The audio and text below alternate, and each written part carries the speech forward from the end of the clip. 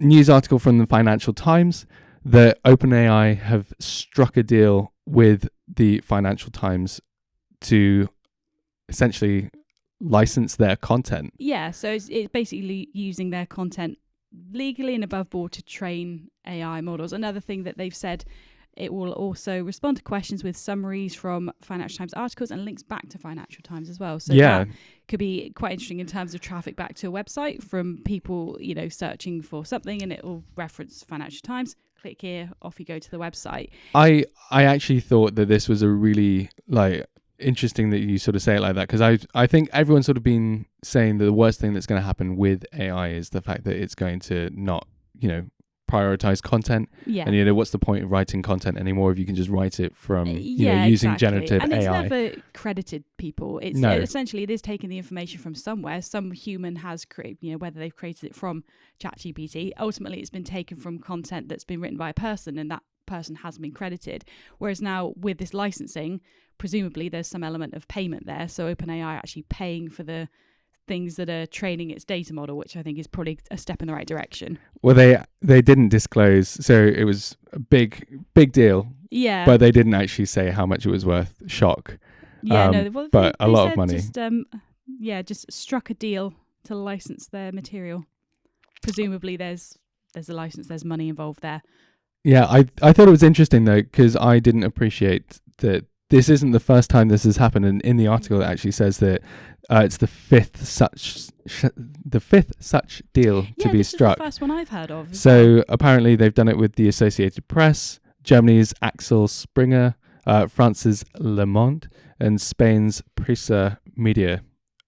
So that's interesting, because I don't know if it's Associated Press, but I know there are a few New York Post was ones, and maybe Chicago Times, something like that. They'd put measures in place, and I'm not sure the technical way they did it, but to block ChatGPT basically from being able to scrape their content for training its models. So whether that kind of thing is done, and then this, if you license it officially, it's a different story. So don't quote me on the Associated Press one, but I thought they were mentioned. Well, apparently they've struck a deal. So there's an agreement in place with the AP, and then Axel Springer, Le Monde, and Prisa Media. So, and Financial Times, and I mean, they've said in the article down here, Axel Springer is expected to earn tens of millions of euros a year from allowing OpenAI to access content from its outlets. So, I mean, that's one way. Yeah, that's one way to make you money. Yeah, definitely. I do think that's a good thing though, because it kind of says in this Financial Times article, it is journalists who are, there are some obviously news organisations more reputable than others, but for Financial Times, a company of that size, there are a lot of journalists doing a lot of work, and for ChatGPT or any AI platform to be able to just take that, regurgitate it without crediting the work that's gone into it. I think that's one of the big problems with AI.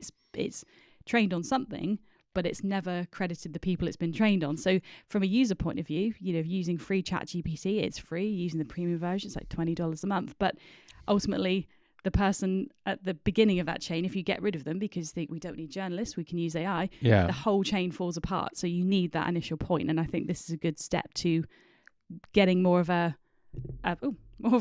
process. I thought you said you weren't going to get animated. A slight nudge of the microphone. Well, that's animated on a Wednesday morning at 9 a.m. So, but yeah, I think it's a good model.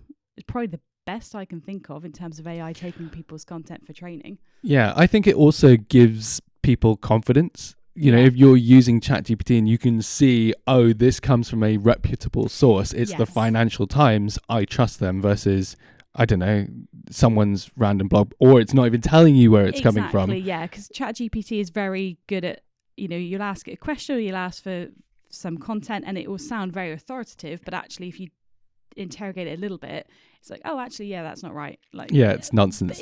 But because it's not, it's not written by someone on Reddit, I think this or I've tried that. It's very much, here is the answer.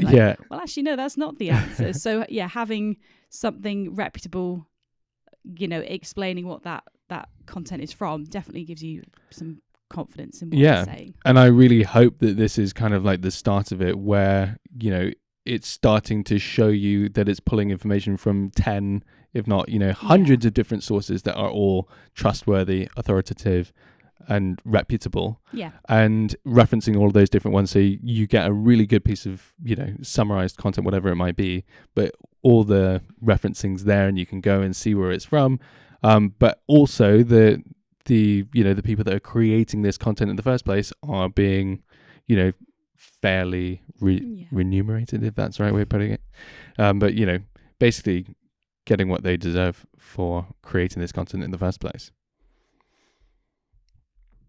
Yeah, it's interesting just reading the rest of this article. They're saying last year that OpenAI, Google, Microsoft, Adobe held meetings with execs from News Corp, Axel Springer, New York Times, Guardian, all that kind of, those high-end news companies. High-end news companies. That's the only word I could think of. Like, none of those rinky-dink. Well, yeah, I don't want to name the other side of the scale. But yeah, so hopefully that's something that we'll see more of, because again, Google is the same. Gemini, it uses content in the exact same way.